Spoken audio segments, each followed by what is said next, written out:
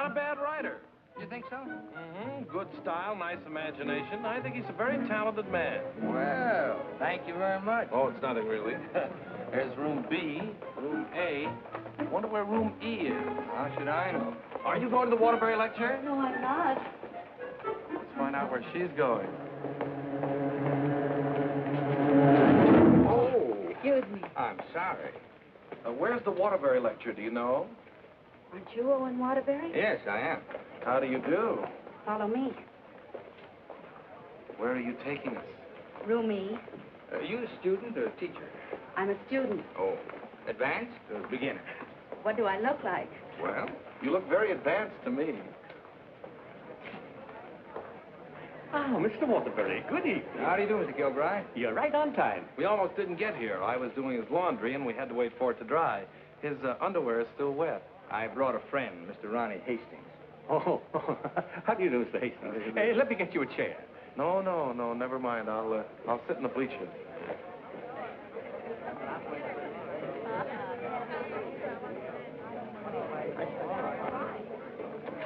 Hello. Hello. You going to be a writer, too? I hope to be someday. Well, this lecture should help you a great deal. He's a great writer, isn't he? Oh, yes. Of course, he gets most of his ideas from me. Excuse me. Yes? You're sitting in my seat. Oh, I'm terribly sorry. Good evening, Miss Gaylord. Hello, Mr. Scott. Anybody sitting here? Yes, Clarence Henderson. But he's out sick tonight. Well, then why did you make me move? Oh, Clarence and I don't speak. Oh, well... Attention, class. As I promised you, our guest speaker tonight will be none other than Owen Waterbury, author of the new bestseller, Last Year's Love. Mr. Waterbury. Oh, louder, louder. That's enough. I understand that most of you hold all sorts of jobs during the day, and yet you've been studying the technique of writing in the evening. Now you're ready to take your pen in hand and go out and conquer the world. You know, I'm hardly the person to tell you how to write because I don't follow any rules. Today, the writer is asked to keep one eye on the bestseller list, the other on art. That's divided loyalty, and that makes for dishonesty. I must confess, I've been guilty of this dishonesty, too. But now that I've made my position secure, I'm going to try to write a really good book. No more bestsellers, but something that I hope will be a piece of great writing. You know, good writing, fine writing, is here and here. The dictionary is filled with all the words you need, but unless the mind and the heart find those words for you, you better leave them in the dictionary. He's so brilliant. Shh. Because a writer, fundamentally, must believe in himself. That's half the battle.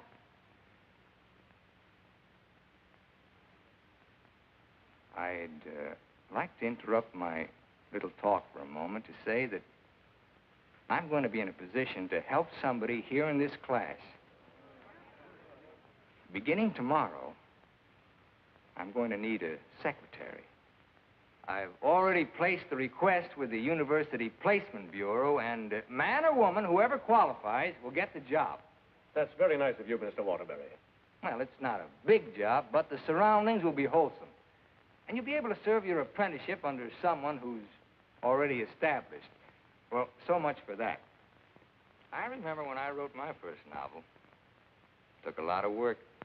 I starved, lived in a little back room, all the while consoling myself that I was going to be another poet. So you're really going to work for Owen Waterbury? Well, I was offered the job by his personnel manager. I've heard a lot of weird stories about Owen Waterbury. Oh, you hear weird stories about any famous person. Why, last night his talk was actually inspiring. Steve, do you realize you've been here 5 years? Well, isn't that a little too long for anyone with my ambition? Where does Mr. Waterbury do his work? Well, his personnel manager said in his apartment. Apartment? Well, you can't expect a writer to work in an office, Mr. Harris. I want to write, and I think he can show me how. Who knows? After a year with him, I might even be autographing copies of my own book in one of your bookstores. By taking a course in Owen Waterbury. And getting paid for it at the same time. I'm going to miss you, Steve. Oh, no, you won't. After a week, you won't even know I've gone. Not true, but good luck anyway. Well, I could make a big speech, but I think you know how I feel about everything. You've been wonderful to me. I understand. Steve. Yes? Call me sometime, will you? We'd like to know how you're getting on. I'll call you tonight, after I get the job.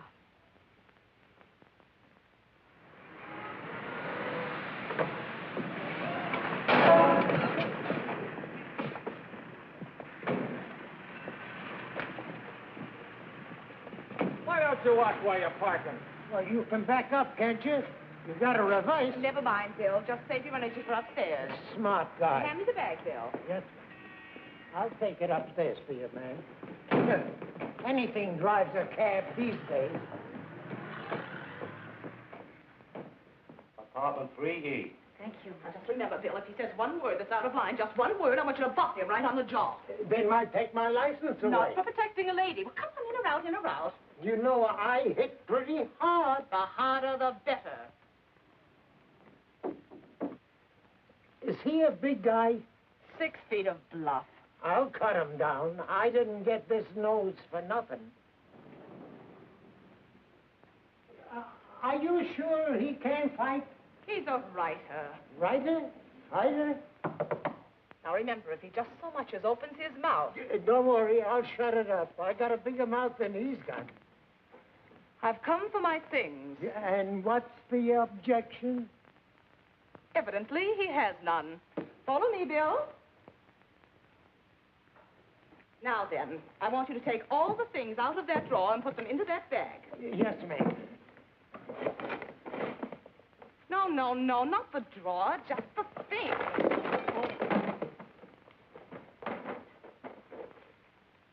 Oh, come in. Come right in. That's right. That's Mr. Waterbury's former secretary. She quit this morning. Won't you sit down? This is my mink. And how? Waterbury gave that to her as a Christmas bonus. My typewriter. Well, that was sort of a New Year's bonus.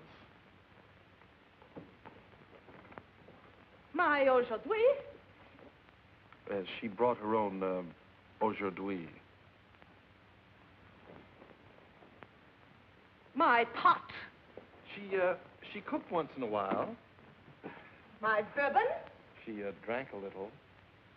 My cigarette box. She smoked, too. My lipstick. Shall we adjourn to the library? Your frankfurters. Goodbye, Mr. Waterbury. Good thing you didn't open your mouth. Thank you. Come along, Bill. Don't bother with your inferiors. And now, miss, what can I do for you? This is your new secretary. Oh, yes, you're from the Kilbride School. Yes, I am. Say, look at that. She knocked over a bottle of ink all over the carpet, and it's going to be hard to get out, too. Oh, would you try cleaning it up, please, Mary? Not me. The landlady says I'm not to clean up any more messes. Just do my regular work and get out of here. Excuse me. Would you like some help? Oh, thank you very much. Say, you're going to work out fine. Here, Ronnie.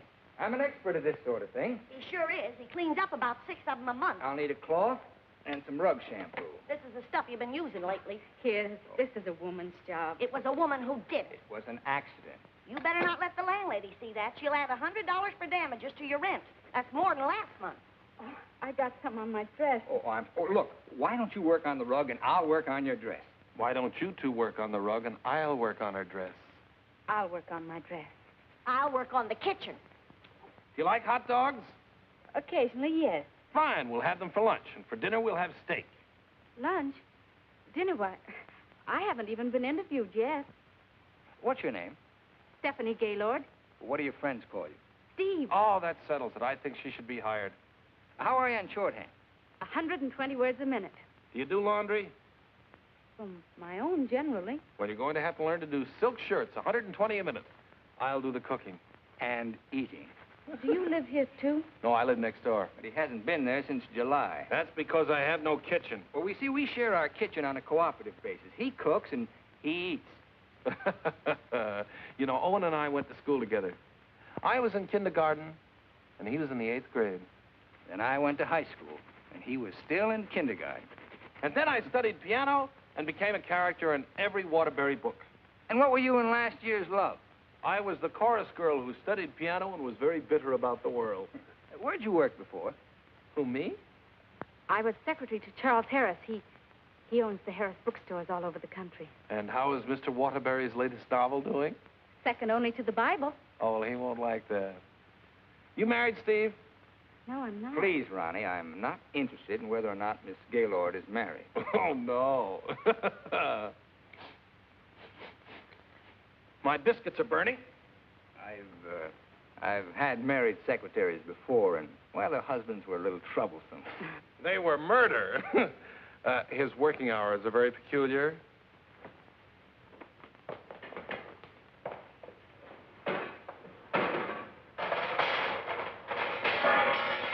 I think we've done a good job.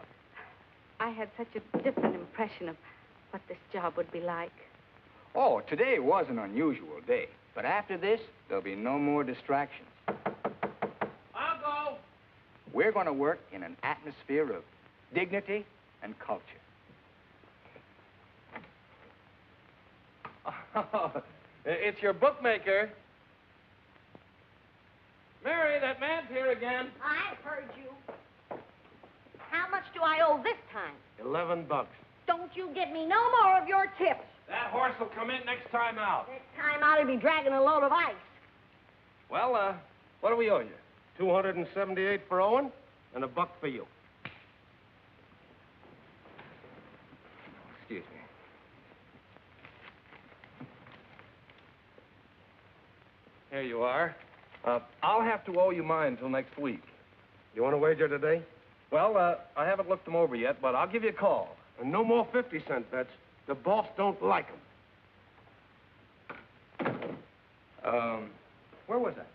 You were telling me that everything here was dignified and cultural. Oh, yes.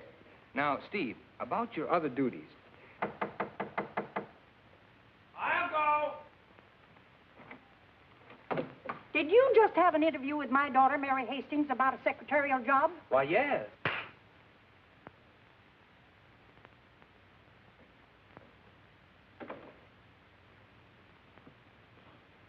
I have a message for you. Well, what's the message? Mr. Waterbury, I don't think I want this job. Well, why not? Well, when you spoke at class last evening, everything seemed so refreshing.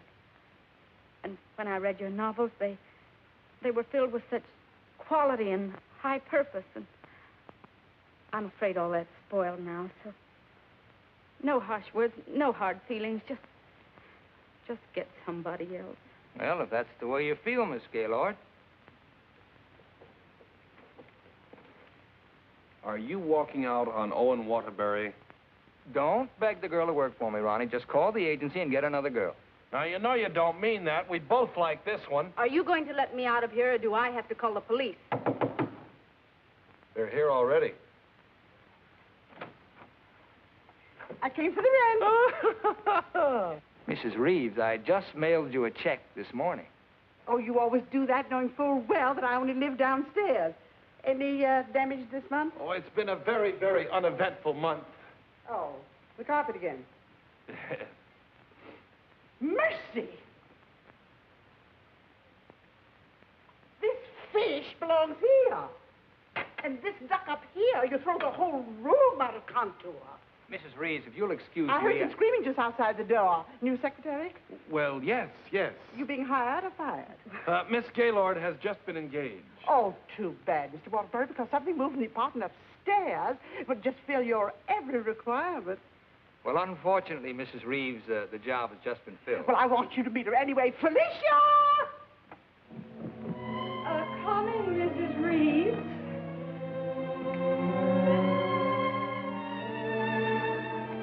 Felicia Adams. I want you to meet the famous Owen Waterbury. How do you do? Him.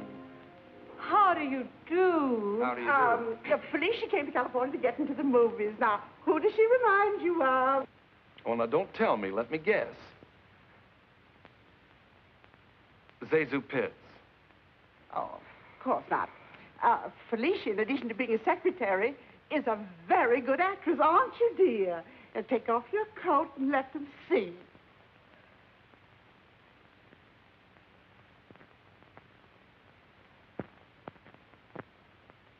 She's got a lot of talent there. I thought you'd think so. I was a model back in Texas, but I came out here for a career.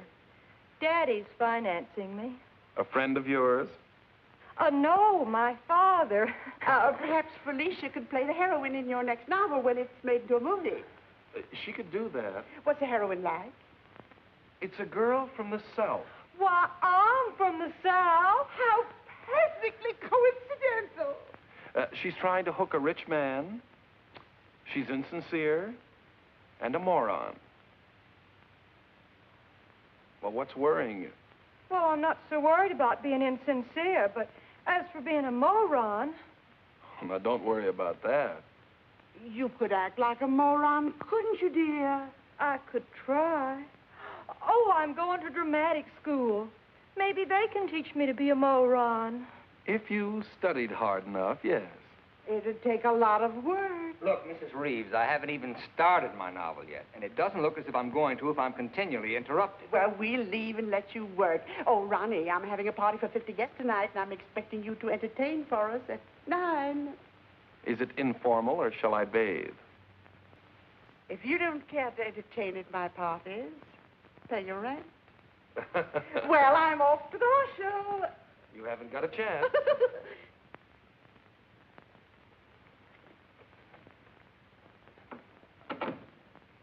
You know, ever since her husband died and left her 7 buildings, she's been a peeping Tom. Now, come on, Steve, let's you and I prepare lunch. Look, I stayed only because I didn't want to cause a scene in front of your landlady, but I'm really leaving now. What an idea. What an idea. Take this down. Come on, take it down. Get the pad. Well, where's your pad? When you've got to have a pad, you can't go to a job like this without a pad. All right, I'll find a pad for you, but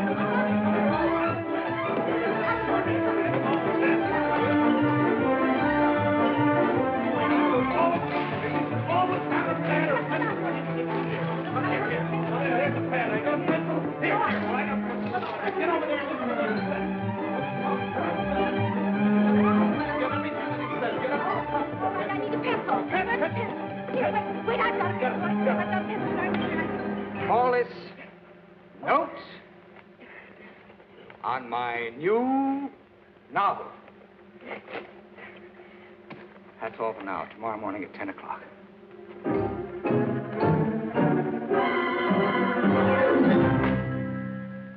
He's incubating. He's incubating at last. Come along. He always starting new novels. Yes, always. I remember on last year's Love, I was baking a cake. All of a sudden, he called me out, and I had to start taking dictation. And I couldn't go back until he was through dictating. At 3 o'clock in the morning, we sat down to chocolate-covered ashes.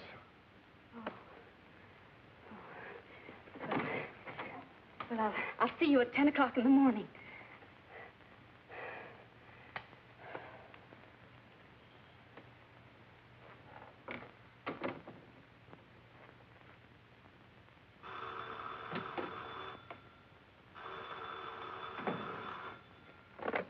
Hello? Hello, Steve. I couldn't wait for you to call me, so I'm calling you. How was the job? Well, I have to make an adjustment, you know. It's such an unusual kind of a job. I can imagine. He started his novel today. Oh? Interesting story? Well, he didn't get very far into it, but I'm sure it's going to be wonderful. He seems so excited about it. Look, Steve, let's have dinner one night this week. Well, I'll call you the first night I have free.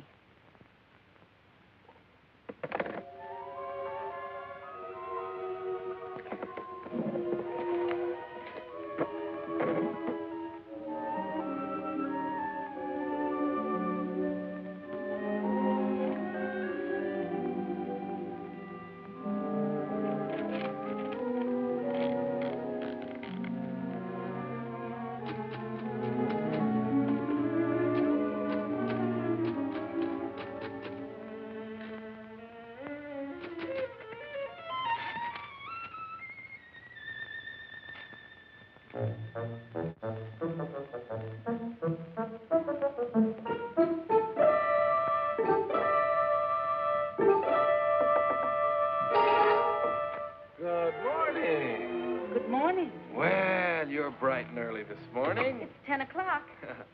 Say, did you ever think how you'd look in mink? Oh, I see you got your pad. Keep your pencil poised. The genius is still dressing. I'm making potato pancakes for luncheon. He's in a sour cream mood today. If you need anything ironed, I'll be in the kitchen ironing. Well, Good morning, Steve. Good morning. Right on time. Let's see, where did I leave off yesterday? Notes on my new novel. Yeah. I'll go.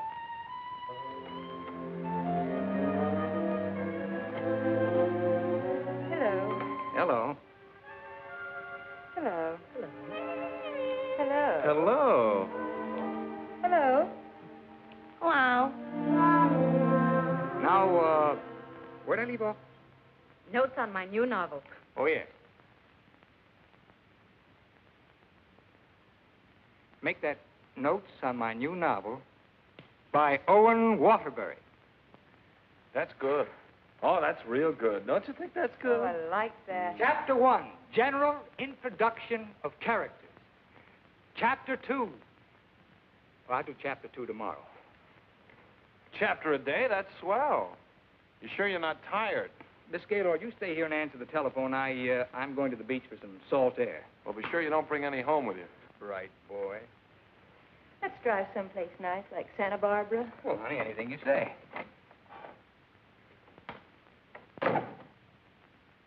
Don't pay any attention to him. He's just trying to make you jealous. Jealous? Well, what makes you think I'm even interested in him?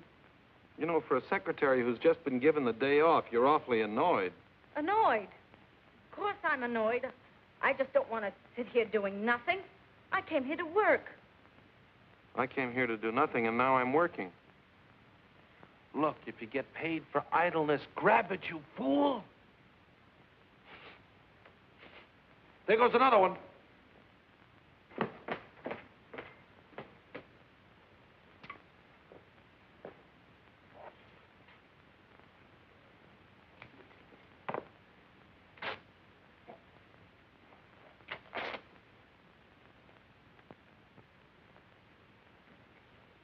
Look, I'd like to ask you a question. Yes? Does Mr. Waterbury intend to write a book? That's a very interesting question. Waterbury's a genius. What do you think he's doing right now? Incubating. Exactly. And whenever he goes through a mood like this, a great book comes out of him. I'll bet he does a lot of writing tonight. Why, honey, you're jealous. Look, I don't even know Mr. Waterbury. At this point, I'm not even sure I want to. Of course not, honey.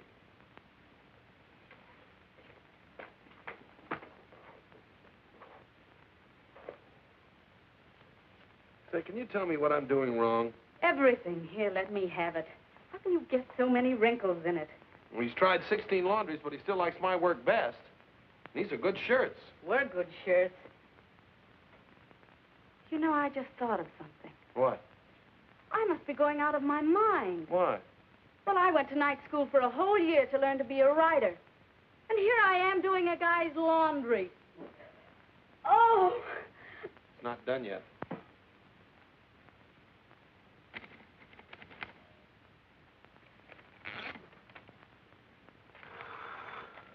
Hello? Miss Gaylord, this is Owen Waterbury.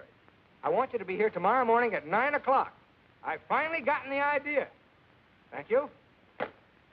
You know, Owen, I like that idea. Yeah? I don't think there's a horse in there that can beat him. Never.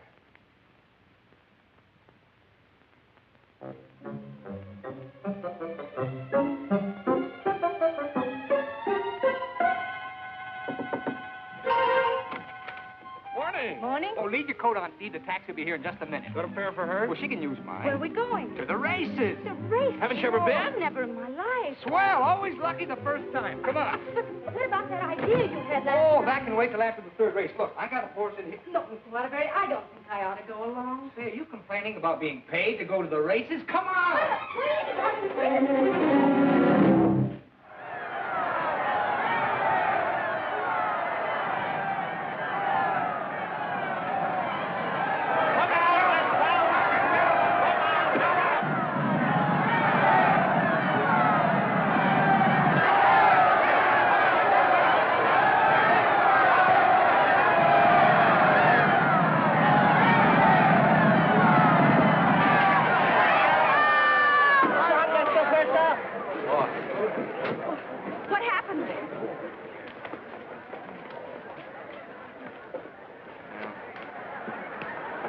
time I take those guys' tips.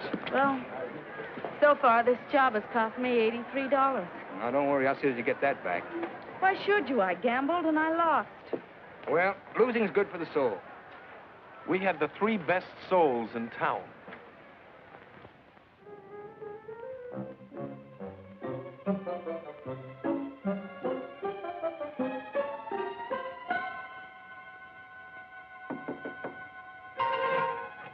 Good morning. Morning. Well, leave your coat on, Steve. The plane leaves in 35 minutes. Plane? Where are you going? Las Vegas and get back your $83. Las Vegas? I can't go to Las Vegas with you. Well, are you objecting to being paid while working? Paid? I don't think I can afford to work for you much longer, Mr. Waterbury. Oh, Steve, it only takes an hour and a half to fly. If you catch evening plane back, you're home in time for dinner. With tons of money. No, I won't go. I just won't go. No, please. Please, put me down. I'm not going to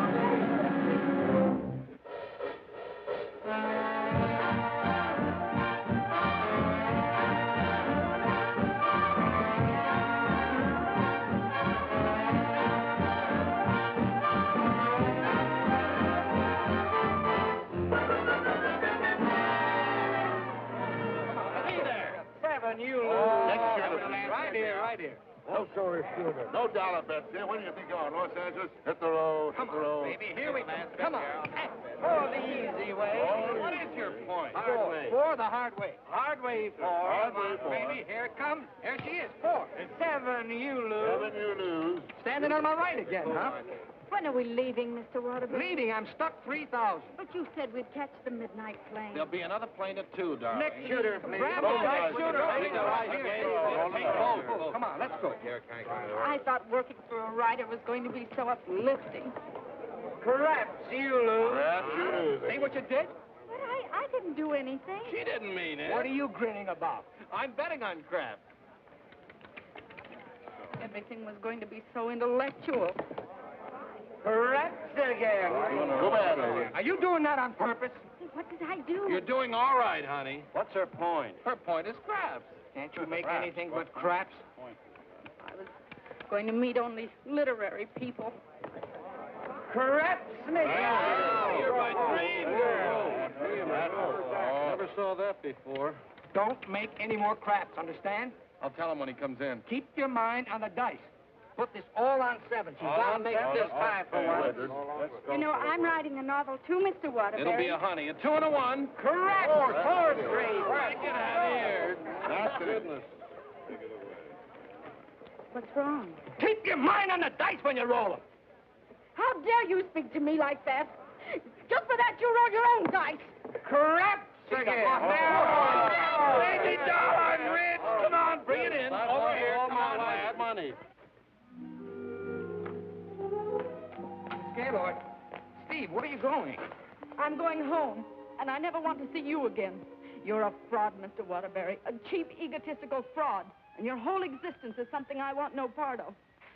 I'm sorry I even met you, because you've spoiled something for me. You've spoiled my impression of Owen Waterbury, the writer. Steve, look, you can't go home alone. I'll take you home. Steve, please sit down, will you? I want to talk to you, please. Steve, honestly, this gambling, it's an insidious thing. It changes a person. I'm really terribly sorry. Well, then why don't you put a stop to all of this and get down to work? I guess I'm afraid. Afraid of what? I'm afraid I'm not the great writer I started out to be. Instead, I'm just a commercial hack. Oh, no, you're not. Didn't you see how everyone at the university treated you with awe and respect? Why don't you write another love story? I'd be going backwards.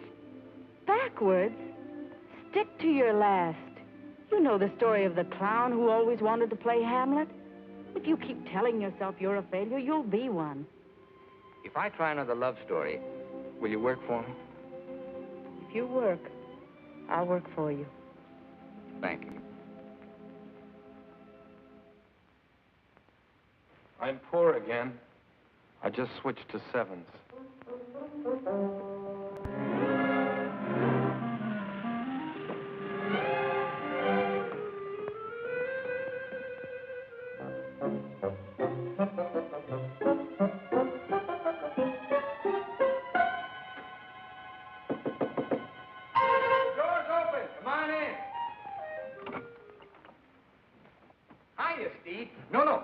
out. I'll tell you why. The taxi's going to be here in just 1 minute.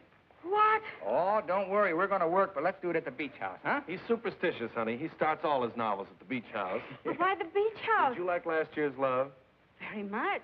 Well, most of last year's Love was done down there. Well, shall I take the typewriter? It'd be a nice idea. Ronnie, will you stop teasing the girl? I'll be dictating today.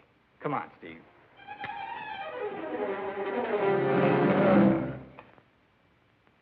I'll dictate this in outline form, and then I'll polish it up later.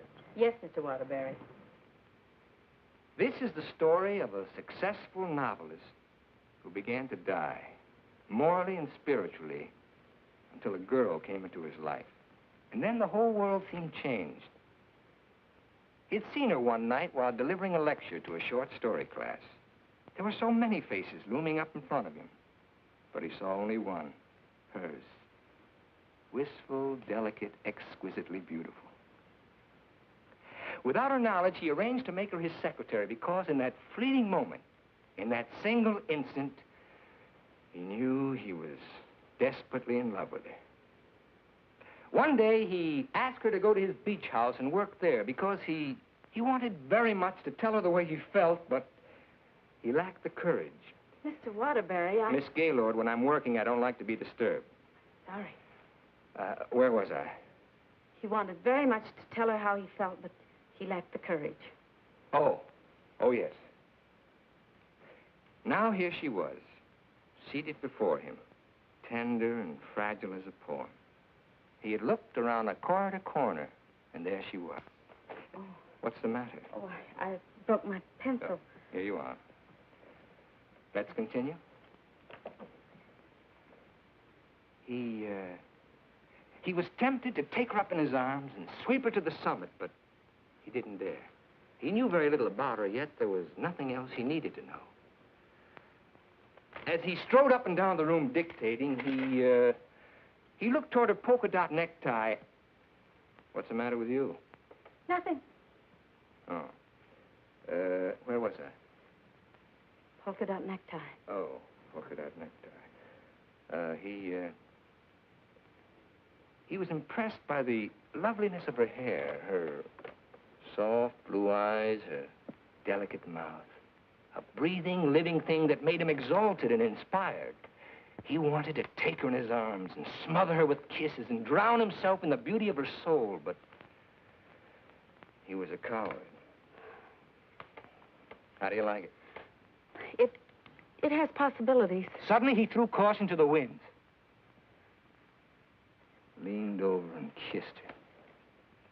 She melted in his arms and offered no resistance. Wordlessly, they held one another in silent embrace. Whoops!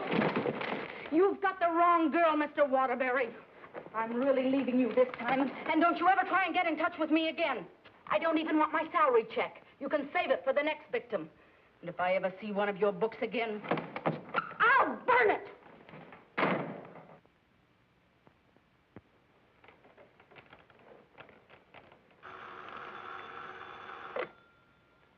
Hello.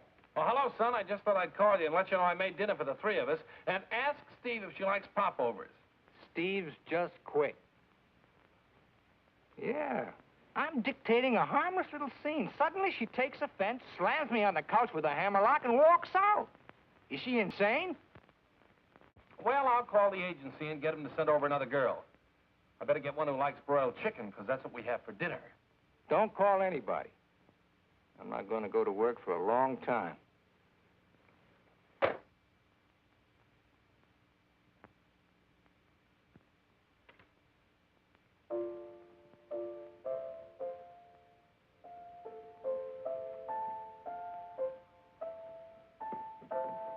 Come on, will you get out of here so I can wash these keys? I'm composing. Composing? I haven't heard a good song out of you yet.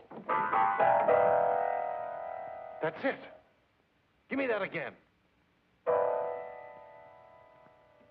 Thank you very much. What are you calling that thing? I got a cold in my nose. Come on, sing it. Oh, Mr. Ronnie, Oh, don't be silly. I just want to hear the quality. Sniff, rocket ship. Ka-choo, ka-choo, gesundheit to you. Let yourself go and blow. Oh, let yourself go and blow. Sad, ain't it?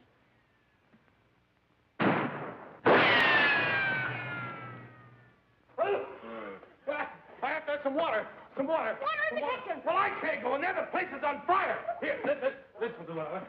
Oh. You and your cooking. You and your popovers, they don't pop, they explode. Call the fire department. The fire department, they just put water over everything. I can't. Oh.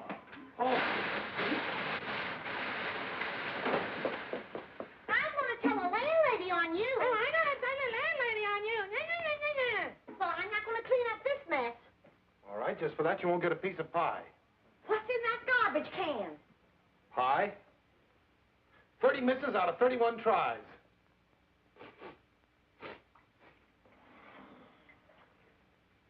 $31 misses.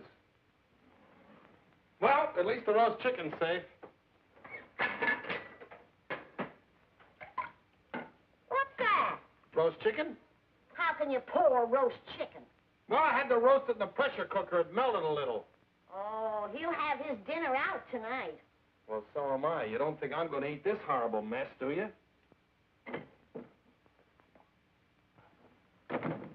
Hi, Owen. Hi. He has a nice roast chicken for you, Mr. Waterbury. Give him a glassful.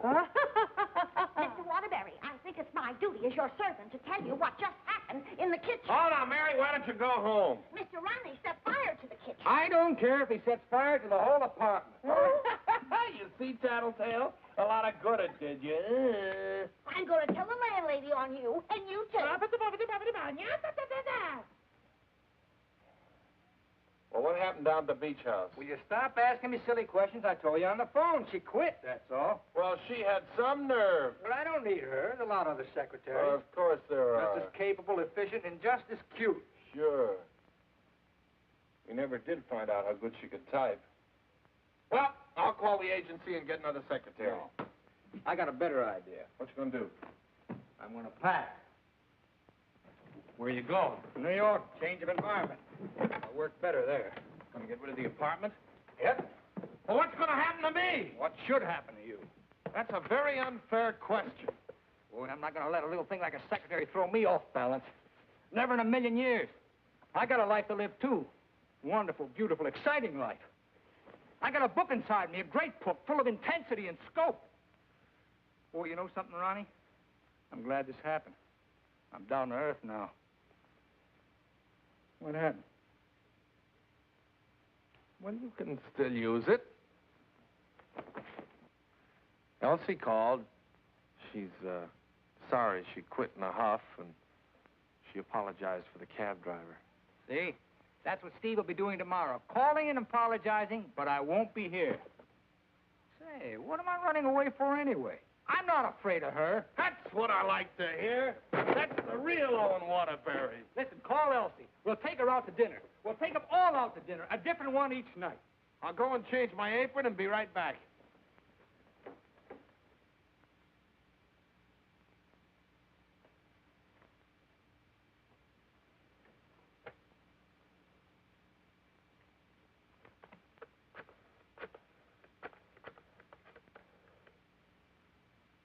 Bryan Detective Agency? This is Owen Waterbury. Yeah. Look, I want you to shadow a girl for me. Stephanie Gaylord. Now, let's all try to have a good time tonight, okay? I'm willing. Are you, Ronnie? I'm willing. Good evening, Mr. Waterbury. Hello, Francois. Here, why here? I like it here. You've always hated the Ridgely room. He's joking.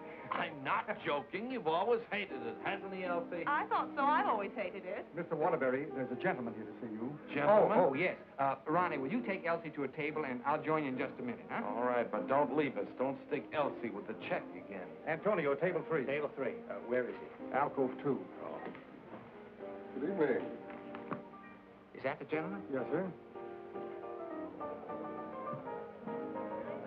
Hello. Did you send me that message? Yes. Bryan Detective Agency. Devon is the name. Well, how'd you find it so fast? That's my job. There she is, right over there. with a man. Who's the man? I don't know. Do you want me to find out? Of course I do. All right, I'll start shadowing both him and her. I want you to find out everything you can about her. I think she's in love with him. She your wife? No, my secretary. I get you. Look, I want nobody to know about this. Don't worry. The way I operate, even you won't know about it.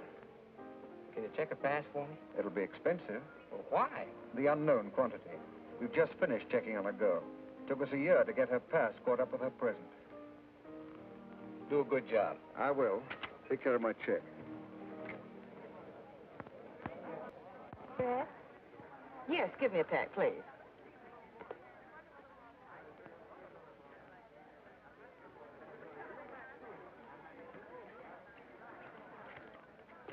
Thank you.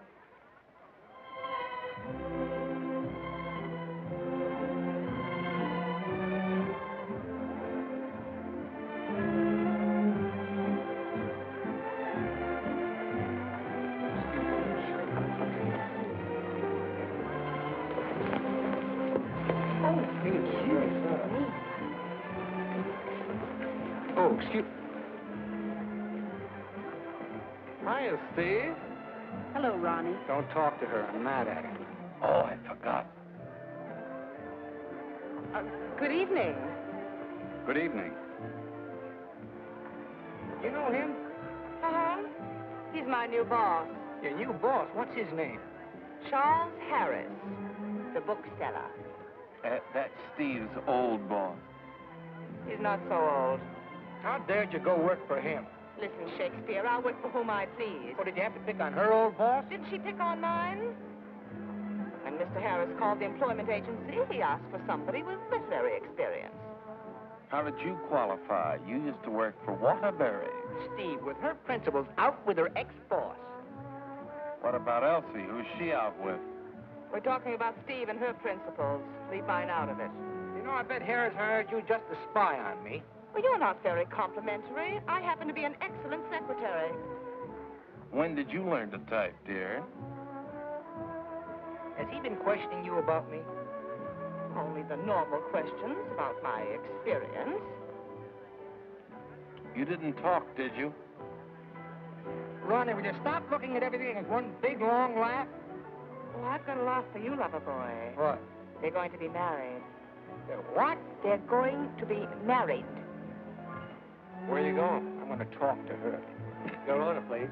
A broiled chicken. Yours? Well, I'll have a glass full, too. Hello. Good evening. Mr. Harris, Mr. Waterbury. Well, congratulations. I just heard the good news. What good news? How about you marrying Stephanie? May I dance with the bride? That's entirely up to her, isn't it? May I? Thank you. Not at all. So she decided to get married to the wrong guy. Are we going to dance, or are you going to dictate a novel? Oh, now why should a nice, intelligent girl like you marry a man she doesn't even love? For your information, I'm not marrying anyone. Oh, well, now I respect you. You respect all girls who decide not to get married. Going back to work for him? Is this a quiz, or are we going to dance? Well, it could be both. Say, how would you like your old job back? Better terms? Not interested. I'll throw in a bonus. Marriage. Mr. Waterbury, you talk about marriage as though it was something cheap and vulgar. Who else but Owen Waterbury would invite you out for the evening and dance with another girl? I would. Say, why don't you pay him back and dance with Mr. Harris? I wouldn't think of dancing with my boss. This is me you're talking to, remember? Well, I mean, not till I'd worked for him. For a few days. Well, that's a nice sentiment. Steve, you're in my arms at last. I'm holding you at last. We're dancing. You may be dancing, but I'm holding you. Oh, like the tide, you go out, but you also come in. Owen Waterbury, you're the most maddening man I've ever met. Listen to me, Steve. I love you. Everything I dictated at the beach house I meant, but it was too much of a coward to say it out. I love you, Steve. Marry me. Take a chance. This is me, the author with beautiful words, but I'm stopped. All I can say is, I love you. Marry me. Your chicken, madame. And your chicken in the glass, sir.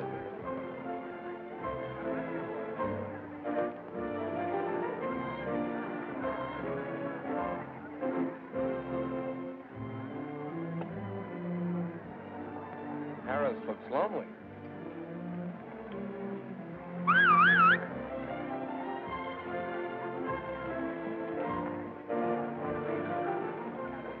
Mr. Harris, this is Ronnie Hastings. How do you do? Won't you sit down and have a glass of broiled chicken? Thank you. I think I will.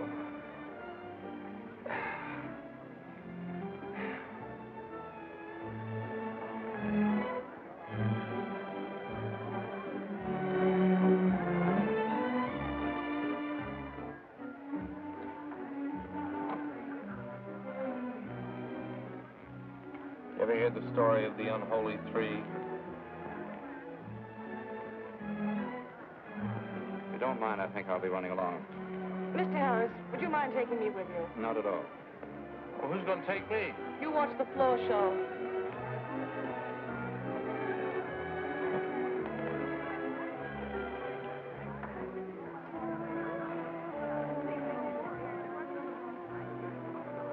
Want to dance? I'd love it.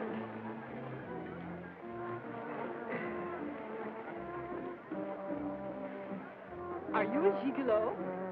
After tonight, I think I will be.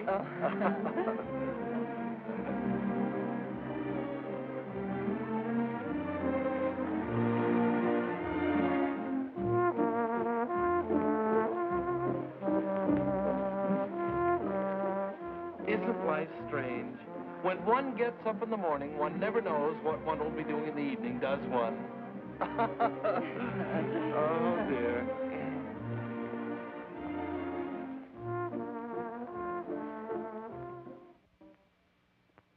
And in addition to the office supplies, please order one Remington electric typewriter for the outer office. Mr. Harris's office. Just a moment, please. Hello? Yes. What? When? Thank you. Goodbye.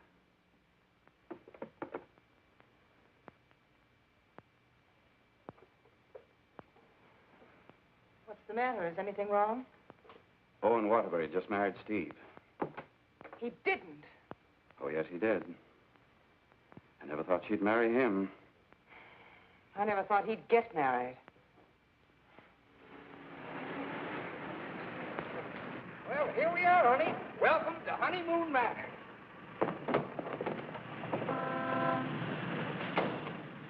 Congratulations! Hi, you're right. May I be the first to kiss the bride? Or am I the first? I'm not a very wide-awake bride. Honey, let's get some sleep, and then we'll go over to the beach house, huh?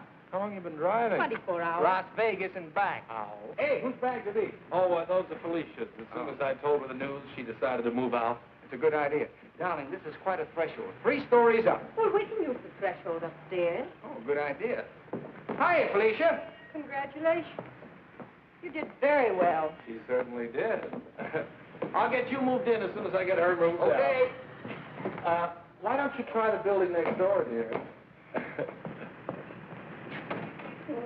Driver, old lady's home.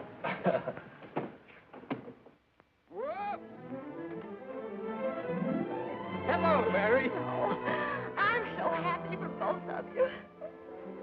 Well, thank you, Mary. Very sweet. Yes, darling. Hello, darling. Hello, dear. Votre bagage, madame et monsieur? I made a wedding breakfast. Spaghetti and meatballs. Look, Ronnie, I know you're trying to be helpful, but, well, this is our honeymoon, and, well, we'd like to be alone. Oh, sure, sure.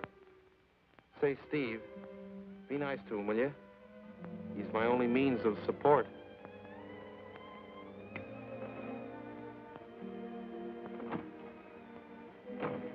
Darling, are you glad you married me? Oh, what a question to ask me now. Well, it was on the spur of the moment, and you do change your mind so Darling, I'll never change my mind about you. You're the first nice thing in my life. Could you tell me where is apartment 3E? Who are you looking for? Isn't that the business of the people in apartment 3E? It's the next apartment down the hall, sir.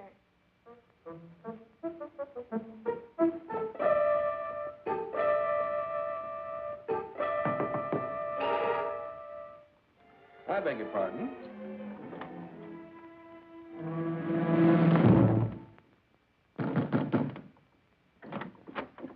Yes, and what can I do for you? I have a message for Mr. Waterbury. Well, I'm afraid Mr. Waterbury can't be disturbed just now. He's a little busy.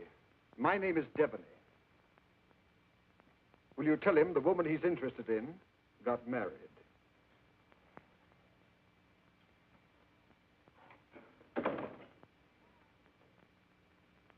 Hey, Owen!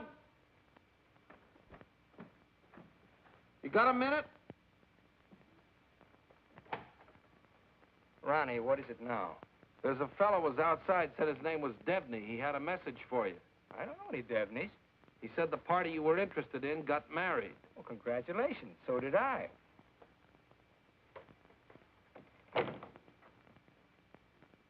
Darling, whom were you interested in who got married? There's only one married girl I'm interested in.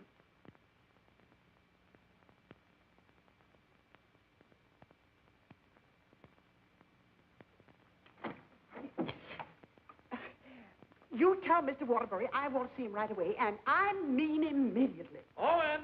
Horrible Hannah's here. We call you that affectionately, dear. Now what is it? Oh, excuse me. I didn't know your secretary was working late. They're married. Married? Well, as his wife, she might as well be in on this. Just what can I do for you, Mrs. Reed? I've come for the rent. But I paid you the rent on the first, Mrs. Reeves. I've had to make a new rule, Mr. Waterbury. I don't take bad checks. When'd you make that rule? Since you moved in. Darling, do you happen to have $485 in the bank? I think so. Well, Could you write me out a check till I get this thing straightened out? I can't understand how my account got so low. that's $6,000 for the crap game? Oh, yes. And the $2 for the marriage license? One has to live. Thank you, dear. Thank you, Mrs. Waterbury. I never thought I'd ever call anybody Mrs. Waterbury. Well, I'll just walk you down the hall. Oh, thank you, Ronnie. Is this any good? She's loaded. Well, I suppose an explanation is in order. You don't owe me an explanation. Oh, but darling, I want to explain. Oh, excuse me.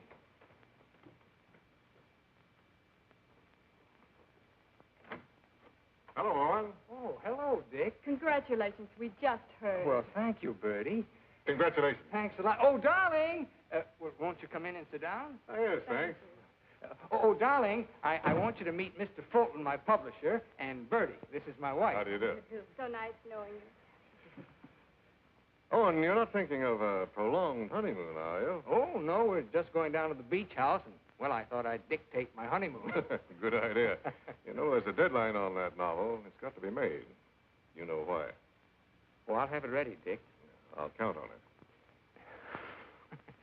Would you like a drink? No, thanks. We're double parked downstairs. Come, dear. How's Ronnie? Oh, still eating. Same old Ronnie. Yes, Bertie's told me about Ronnie. She says that when he dies, he'll ask the crematorium to baste him slowly on both sides. You know Ronnie? Oh, of course. I was once Mr. Waterbury's secretary. Well, thanks an awful lot for coming, Dick. Happy honeymoon. Thank you.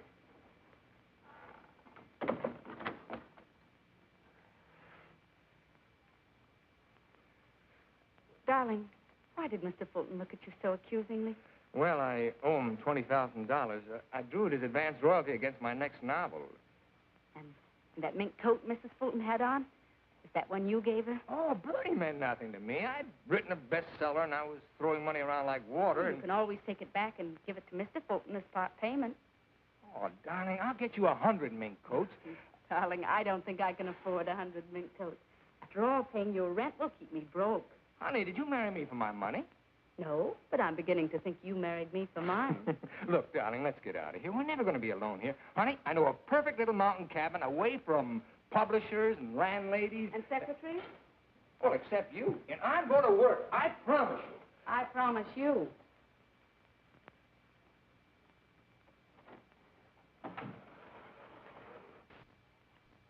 How long did you work on this book, Owen?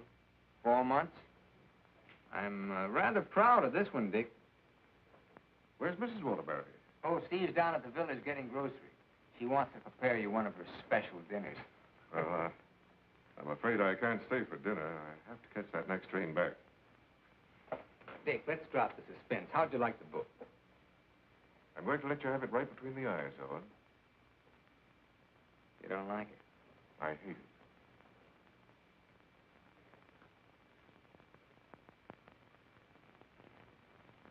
It's just about the worst piece of drivel I ever read. If I were to publish this, Owen, it would ruin you. Fortunately, I found another book to use in its place. What's the matter with me, Dick? Am I through? Of course not. Every top-flight novelist has a bad book in him. But how am I going to pay you back your money? Well, don't worry about that. I'm sorry, Owen. Darling, I got some of that wonderful venison. Why, hello, Mr. Fulton. It's so nice seeing you again. Miss Waterbury. Do you like venison? Well, I'm afraid I can't stay.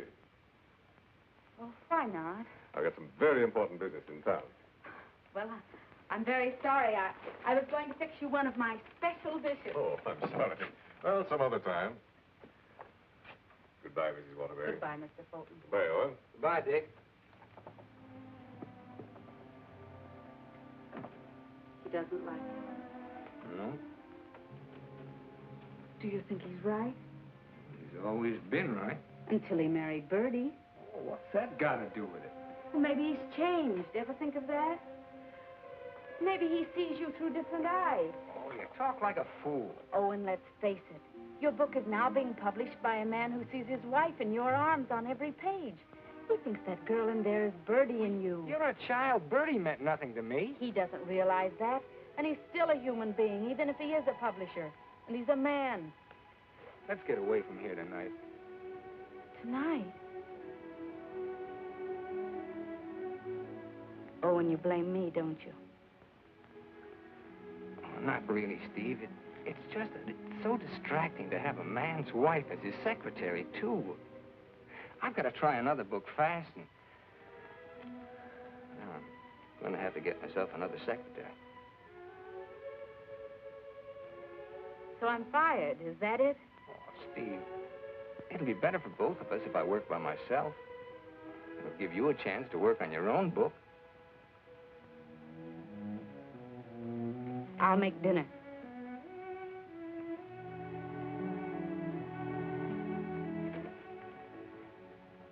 Owen, I finished my book. Oh, you did? Well, I'd like to read it. It's been on your dressing room table for 2 weeks. Oh. Well, I'll read it on the train. Don't bother. Oh, you're hurt. No, I'm not. You call and get tickets for the train and send Ronnie a wire to get you a new secretary.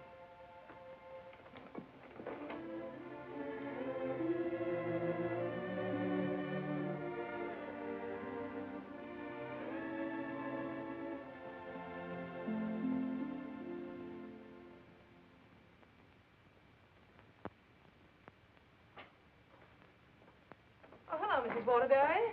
Hello, Elsie. Mr. Harris told me you phoned in from the station. Did you have a nice honeymoon? Very nice, thank you. It must be lovely up at the cabin this time of the year. Yes, it is. A Waterbury original? His last. Steve.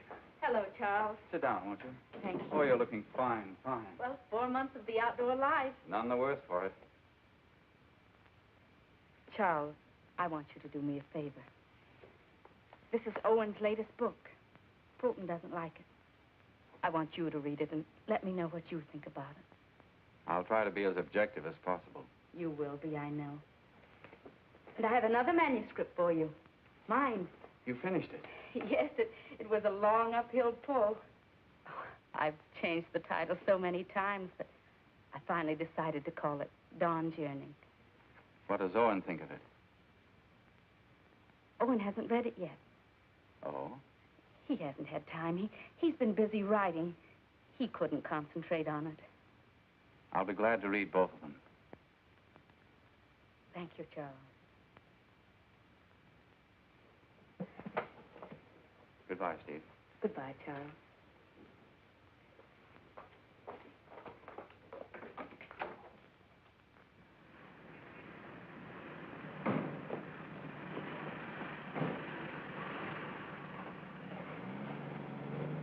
I was on the third floor, but I can't find the Waterbury apartment. Well, here's Mrs. Waterbury. Oh, how do you do? The employment service sent me over. What for? Oh, Mr. Waterbury wants a new secretary. Oh, is that so? Yes. Well, follow me. Oh, thank you. I know it's going to be so exciting working for Mr. Waterbury. Oh, just love it. I know I will.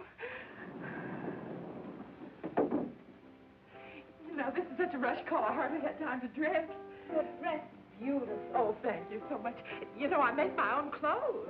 Oh, really? Yes. Come in. Come right in, Miss, what did you say your name was? Hilda Schneebacker. Miss Schneebacker. Owen, darling, this is your new secretary. How do you do? This is my husband, Owen Waterbury, and this is Ronnie, our next-door neighbor. How do you do? Can I get you something to drink? Have you any beer? Well, I should say we have. And we have pretzels, too. You know, I could just drink a barrel of beer. What did you ask for on the phone? I thought they knew our account. Dope. Oh, don't bother.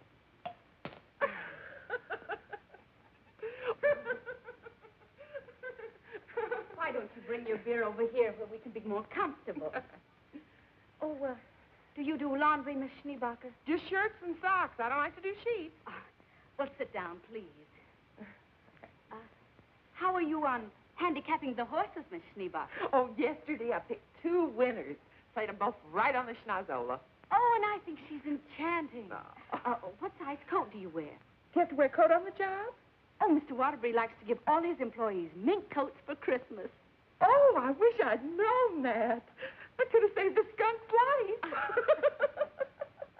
I wonder who she means. I'm going to love this job. You're all so nuts.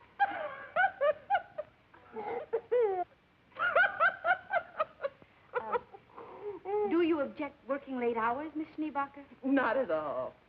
A room with a girlfriend. I haven't seen her since New Year's. Miss Schneebacher, I'm afraid this job's going to be a little too much for you. But why, Owen? Well, you see, several parts of my new novel are mostly in French, and, well, I'm sure you don't speak French, do you, Miss Schneebacher? Studied it for 6 years. Once I had a French boyfriend. We had no trouble.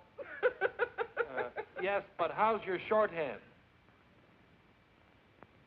Shorthand? I don't take shorthand. You don't take shorthand? Well, no. The agency said this was strictly a typing job.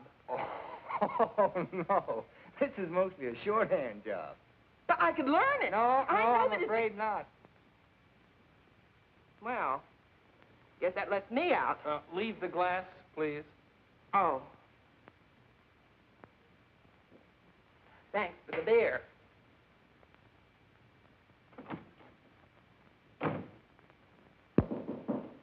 That must be the next one. The next one? I told the agency to keep sending them until we said when.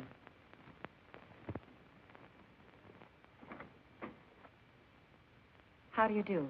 Is this apartment 3E? Yes, it is. Does a Mr. Owen Waterbury live here? Yes, he does. I'm Owen Waterbury. Oh, Mr. Waterbury, the agency sent me. Dawn O'Malley. That's right. Won't you come in, Miss O'Malley? Thank you. Won't you sit down, Miss O'Malley? Thank you. Oh, this is my wife. How do you do? How do you do? You take shorthand, of course. Yes, 120 words a minute. Oh. Do you speak French, Miss O'Malley? Ma mère, elle était française. Et mon père aussi. Vous avez raison, elle n'est pas faite pour le travail. Dites-moi, mademoiselle O'Malley. Are you married by any chance? Yes, I am. But the divorce comes final next week. I see. When would you like me to begin? You have begun. Oh, thank you. Steve, shall we prepare lunch and leave them alone? I think they'd like to get to work. All right.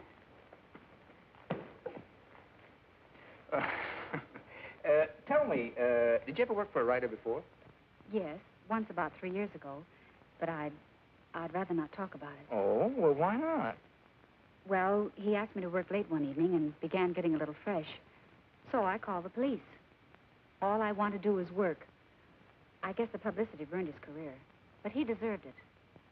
Don't you agree? Yes, I do. How about lunch, Miss O'Malley? Oh, I've already eaten, thank you. And you, darling?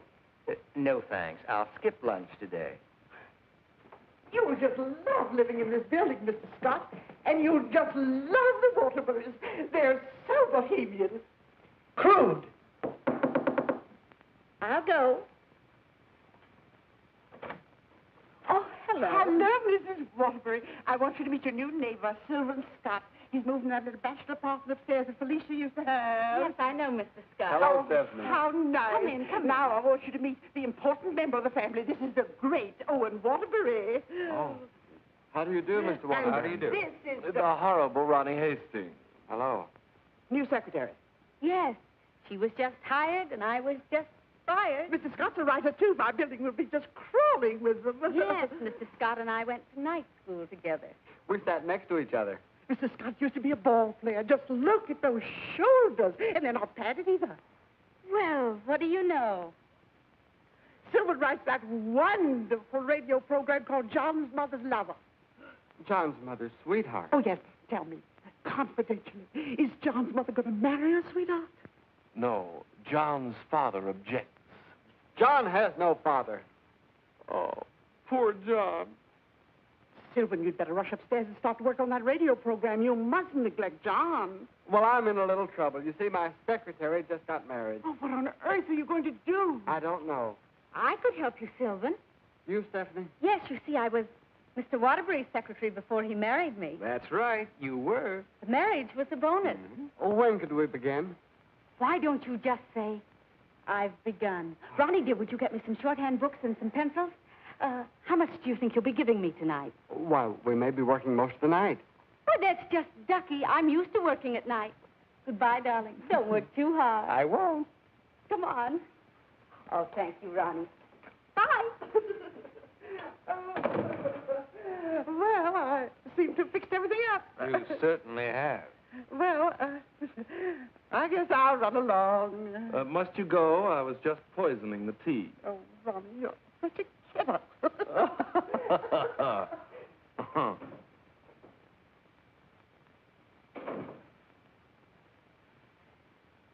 You know,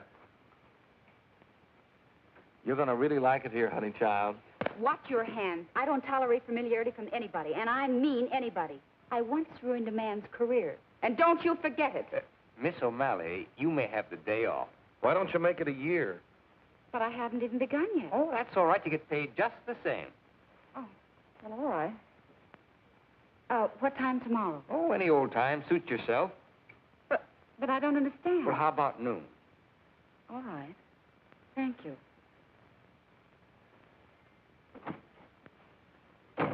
Well, you were saying something about poison tea? I mixed it. I get firsties. Now, where was I? Sound of footsteps. 3 people. Thank you. Sound of footsteps. 3 people. Door bang. Door crash. Door slam. 2 shots. 3 screams. Siren. How's that sound? Well. It's bedlam. John, I'm in love with your mother. And tomorrow, I expect to be your father. John's going to be a father, and I'm the first to know. Now I don't have to listen tomorrow. But, Father, I'm older than you are. John's older than his father?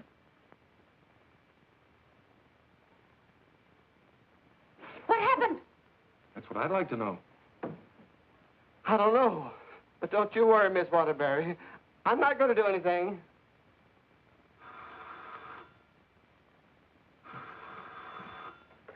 Hello. Hey, they just turned out the lights. Who's calling? This is Charles Harris speaking. I'm sorry to be calling at such a late hour, but I must talk to her. They just turned out the lights. Will you keep quiet? This is her husband. No, she's out for the evening. She's right upstairs. And I don't know when she'll be back. Didn't you hear me? I said they just turned out the lights.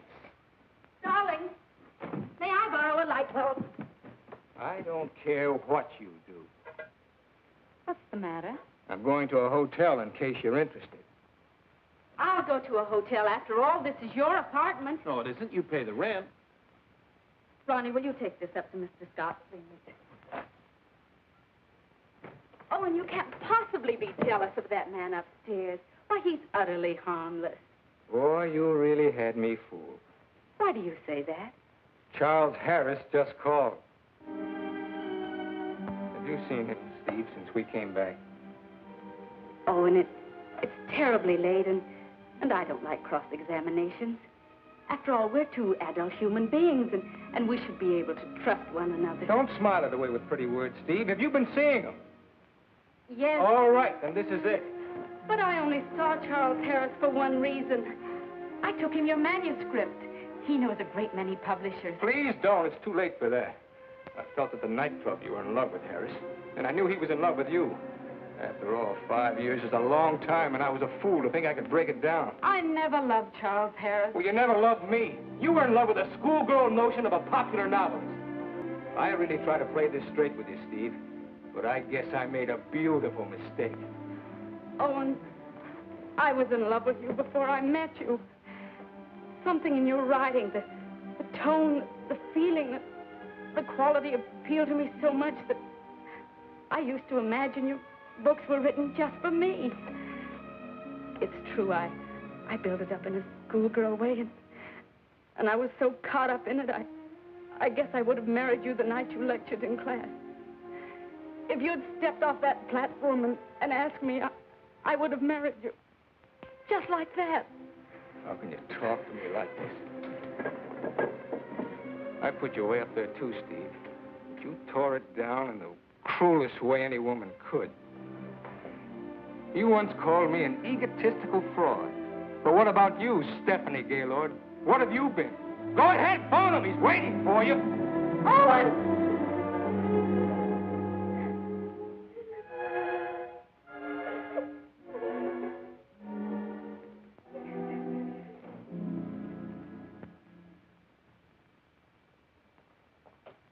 Good morning, Mrs. Waterbury. Good morning, Elsie. I have an appointment. Yes, I know. Mr. Harris has a surprise for you. Won't you come right in? Steve. Good morning, Charles. Stephanie Gaylord, this is Mr. McNally, Mr. Hudson, Mr. Burke of the Literary Times. How do you do? How do you do? How do you do? So you are Stephanie Gaylord. Sit down, Steve. It's a big morning in your life, Steve.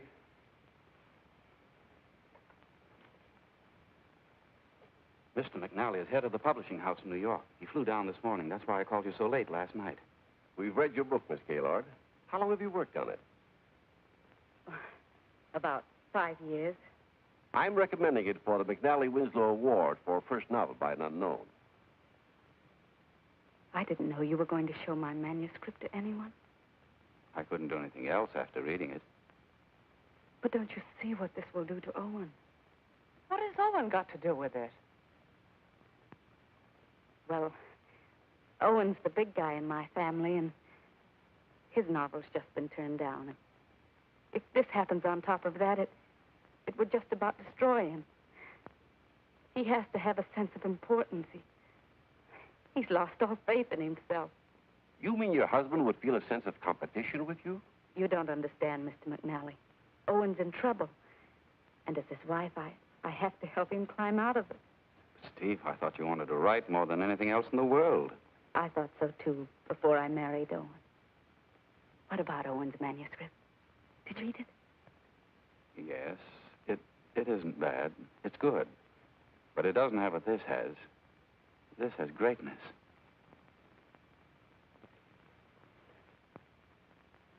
Thank you very much, gentlemen. Steve, please sit down. I want to talk to you.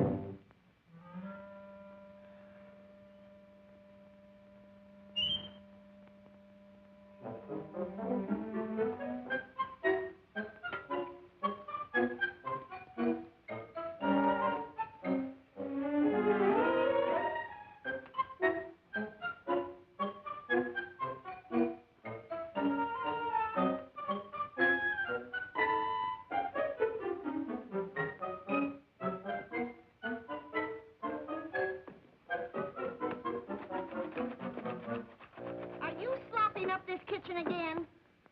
I'm giving your popovers another try. Well, give me time to call the fire department. No, Miss O'Malley. That's not the line I gave you. I'm sorry, Mrs. Scott. All right. Let's try it again. Yes, sir. John, Mother, I've changed my mind. I don't like your sweetheart. Mother, well, I like him. That's all that matters. John, as your son, I refuse to approve the marriage. Mother, you're not marrying him. I am. How does that sound? Stinks. Amen. Mr. Hastings, I must say you're distracting. You know, you shouldn't be using Mr. Waterbury's apartment or Mr. Waterbury's secretary. Well, Mrs. Waterbury isn't here, and I've got to get the program out. Why don't you work in your apartment? She won't work upstairs. Well, why don't you work without her? I can't. I'm a dictator. Dear, why won't you work upstairs? I don't work in men's bedrooms. It's not a bedroom. It's a bachelor apartment. My husband was a hotel manager. One room is a bedroom. Two or more is an apartment. Sylvan, she's got you there. Oh, come on, let's work. Hello, Mr. Waterbury. Yes? What can I do for you? Remember me? I'm Devaney of the Brand Detective Agency. Oh. What's this? A bill for $845.62. For what? For shadowing and delving into the past of one Stephanie Gaylord. But I married her. We've shadowed married women before. Hi, Owen. Get rid of this guy. You want me to call the police? I am the police. What's this doing here? That's my laundry. Do you expect my wife to do your laundry? Hey, that's a little large for you, isn't it? That's Mrs. Waterbury's laundry. That's mine. Well, take it and get out of here. And as for you, Mademoiselle O'Malley, you're fired for taking dictation from somebody else. Well, that suits me just fine. I wouldn't work for you even if I did like your horrible writing. Where's Stephanie? I don't know where she is. I know where she is. Where? You pay this bill and I'll let you know. Oh, Ronnie, do you happen to have $845? And 62 cents. Why don't you write him a check? Oh, yes. Call that number right away. Here is the detailed report. It's very amusing. You see, I had to shadow you at the same time that I shadowed her. Here's Stephanie. Oh, good. Stephanie, where are you? What? What are you doing there? Stephanie, if there were ever any chance of our getting together, this kills it now. Finally and for all time, we're through. Charles Harris's apartment. Just like that. No sense of shame. Well, maybe she got her old job back and was working for him. At his home? What decent, self-respecting girl worked for a man at his home? Maybe she's his secretary. Please, don't tell me about secretaries. He could tell you. Here's the report. Page 3 is wonderful. Right. Call the employment agency. I'm going to show her. Look, I want a girl this time who's capable and efficient. I'm calling for Mr. Owen Waterbury. A fast typist. I don't care what she looks like. We don't care what she looks like, as long as she's attractive. Do you take shorthand? Oh, but of course. 120 words a minute. And, what did you say your name was? Miss Pigeon. Her name is Miss Pigeon? Everybody says I'm flighty. Where did you work before? I'm just out of secretarial school. I think it would be wonderful working for you, Mr. Waterbury. You see, I hope to be a writer myself someday. Oh. Have you ever been married? Oh, no. Never. And you have no objections to working on weekends? Oh, not at all. My time's completely my own. And you think Mr. Waterbury's just wonderful? Mm-hmm. This is a clay pigeon. I've come for my things. Follow me, Bill. I know just where to go. I want you to take everything out of that drawer and put it in that bag. Right. I knew you'd come back. But it's only for a moment. Where's the mink coat? I didn't get a mink coat. Come into the bedroom, Bill. What's the matter? Short of minks? Say, haven't you been here before? Sure. I came with the other one. I got a cab stand downstairs now. If you need a cab, just open the window and holler. Well, I'm going to do a lot of hollering now. That's his former secretary. Get my bag and things out of the closet. Oh, so Bill. you're not in love with Harris, but you go to his apartment. You wouldn't let me explain, and now I'm not going to. Explain? What kind of an explanation could you make anyway? It doesn't matter anymore. You're right, it doesn't matter anymore. Isn't she getting awfully personal? What a wonderful typist. Charles Harris's apartment. Just like that. Just like that. Anything else, miss? Yes, my picture.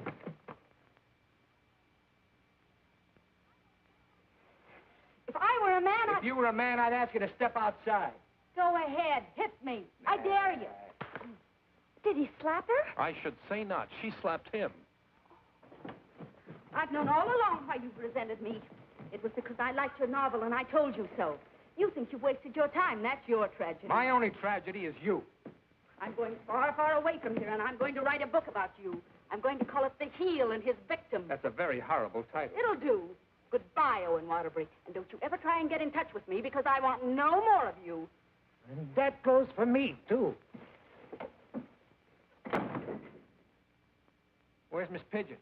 She, flew the coop. Where do you think Steve's going? I think she's going to marry Harris. Harris. I'd like to see that little worm. I'm going to. Now, where are you going? I'm so mad I could get married. You know, I think I'll have to. Well, whom are you going to marry? It'll be a female. That's about all I can say.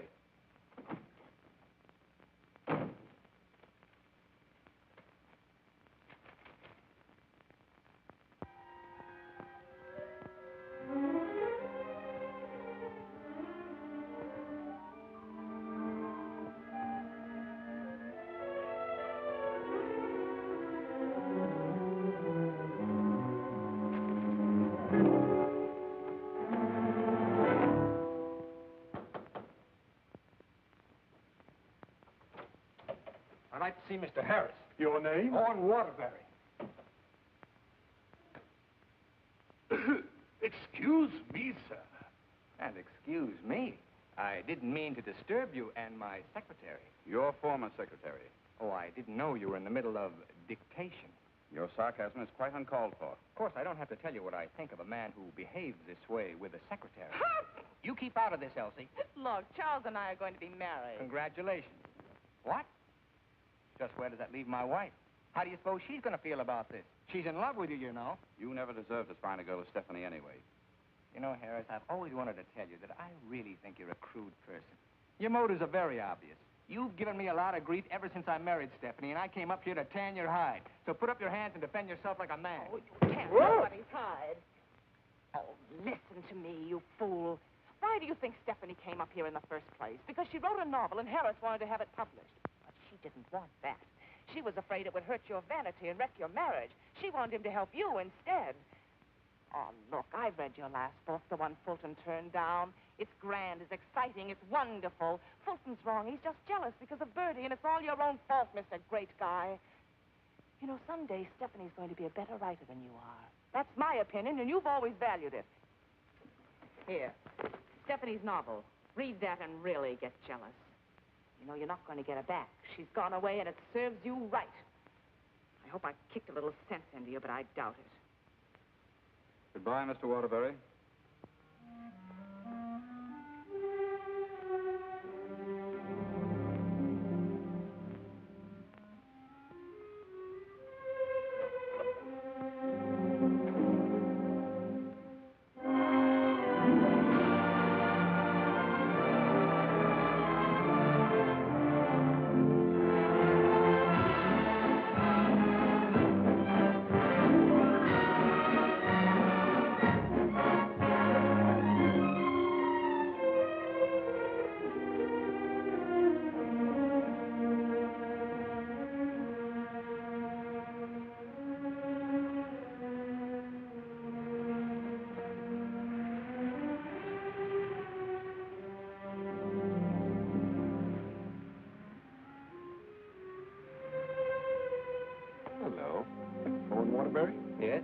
I've got to serve you with these papers. What for? Suit for divorce for Mrs. Waterbury. Thanks.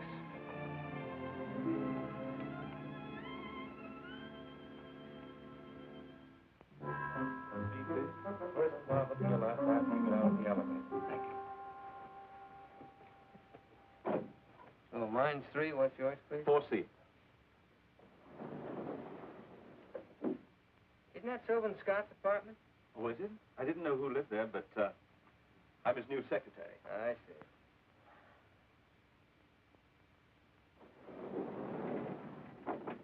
Good luck.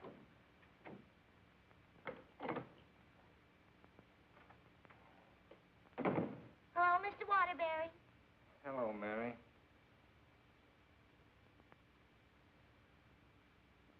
You want a drink? Well, I guess so. Mary, did you see Ronnie around? Well, I haven't seen Mr. Ronnie in about 3 days. But I heard Kelly got married. Married? See, that's funny. He didn't even invite me to the wedding ceremony. Me neither. Ronnie gets married. I'm getting a divorce. Did you know that, Mary? Mrs. Waterbury's divorcing me. I sure was sorry to hear that, Mr. Waterbury. She was an awful nice person. So was you. At times. Thank you, Mary. Well, I see Scott's hiring a new male secretary. Well, Mr. Scott doesn't live in this building anymore. He moved out yesterday. Oh. Well, who moved in up there? Mrs. Waterbury. Yes, she's a big writer now. Well, of all the nerve, I'll fix her. She can't do this to me.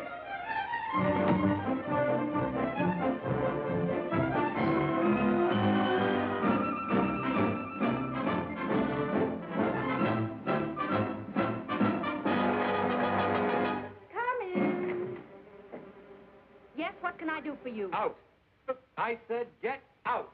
But I don't understand. Don't you listen to him. This is my wife. You're his wife? I'm trying very desperately not to be. Didn't you get the divorce papers today? You're still my wife until the final decree, and that takes a whole year. Are you still here? I said get out. Mr. Simpson, you come back here tomorrow morning at 9 o'clock. You'll come back here never. If I find you here again, I'll throw you out on your ear. Hiring male secretaries right under my nose. Right over your nose, dear. And don't be cute at a time like this. Why'd you take this apartment anyway? Because it was the only one I could find, and Mrs. Reeves was kind enough to let me have it. Oh, sure, sure. I thought you'd think I was chasing you, Owen Waterbury. But my living here need cause us no embarrassment. We can be friends, meet in the hallway, and exchange polite little hellos. I exchanged polite little hellos with your friend Harris recently. Elsie was there. She told me all about your book. Oh, you didn't want to have it published because of what it might do to me. Silly. I mean, do you think I look upon you as a competitor?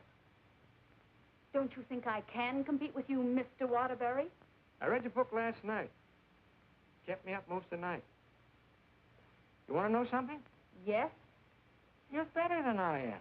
But don't tell anybody because I'll deny it. Now, you listen to me, Mr. Owen Waterbury. I'm a human being, too, and I have certain rights and privileges. I had an idea for a book, and you made me lose a very good secretary. Well, look, why don't you dictate it to me? You? Sure, I can take shorthand. Owen Waterbury. Look, you want to know a secret? What? I'm a better secretary than you are. Oh. All right, prove it. Get the shorthand book and pencil. Okay. And I don't want to hear another word about our personal problems until I get this down. Let's call this Notes on My New Novel by Stephanie Gaylord. This will be the story of a girl who became secretary to a very egotistical man who thought he knew everything there was to know about writing. Oh, now, wait a minute, Steve. Please, you're interrupting my train of thought. He was attractive. In an ugly sort of way. Thanks a million. Will you please stop interrupting me? But he was filled with childish frustrations and complexes which she, in her silly way, tried to cure. Now, wait a minute, Steve. I'm not going to sit here and take down this... Listen, this is my new book. Until she suddenly discovered he didn't need a wife. He needed a psychiatrist. A psychiatrist? That does it. Now I'm insane, am I? Okay. But if you publish that book, I'll sue you. You just go ahead and sue me if you think I'm afraid. Hello.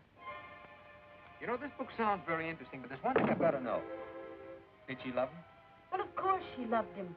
She loved him deeply, devotedly, desperately. Then why didn't you say so? I've come for the rent. Ronnie is your new landlord. Oh, no. That vase belongs up there. And this belongs here. And this belongs here. Oh, Ronnie, do.